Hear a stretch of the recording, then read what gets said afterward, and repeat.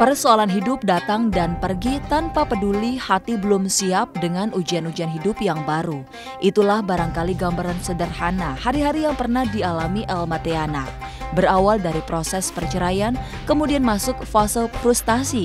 Hidupnya bagai tak memiliki arah. Tapi justru dari sanalah ia bertemu dengan hidayah.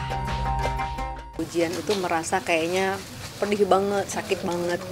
Tapi setelah berumur juga kan umur saya udah berumur ya, udah 41.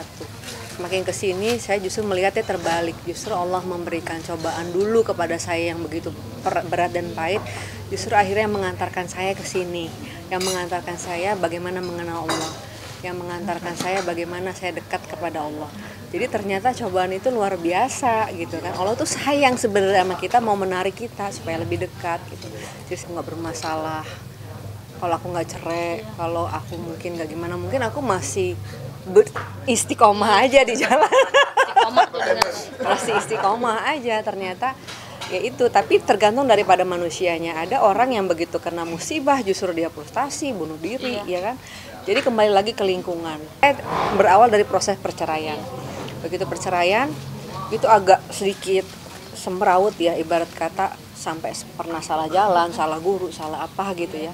Proses saya itu begitu panjang sampai ya Allah kok sampai lama juga ya saya tuh apa maksudnya sadar lama juga ya saya error itu. Ya Allah ternyata nggak semua apa namanya yang kita anggap error itu nggak, pasti ada hikmahnya di situ ya.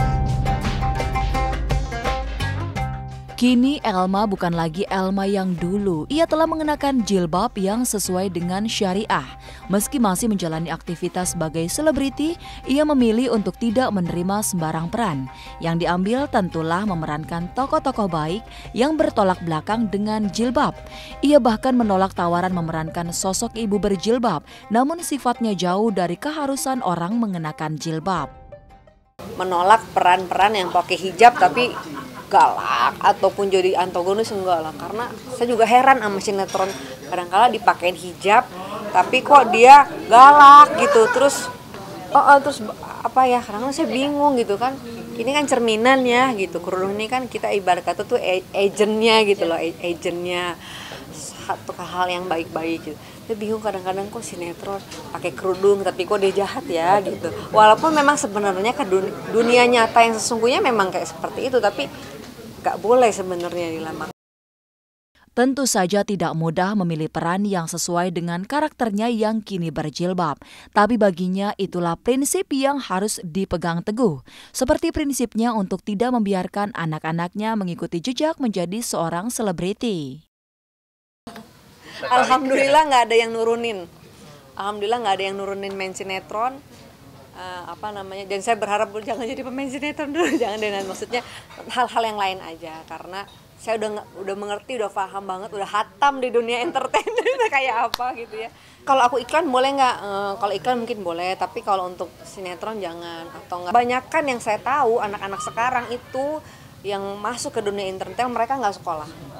Sayang untuk umur segitu mereka harus ibarat kata habis waktunya di situ gitu. Jadi saya bilang sama anak saya, kalau iklan mungkin masih bisa, tapi kalau full turun kayak Bunda jadi pemain sinetron atau film, jangan. Ini yang fokus di sekolah dulu gitu kan.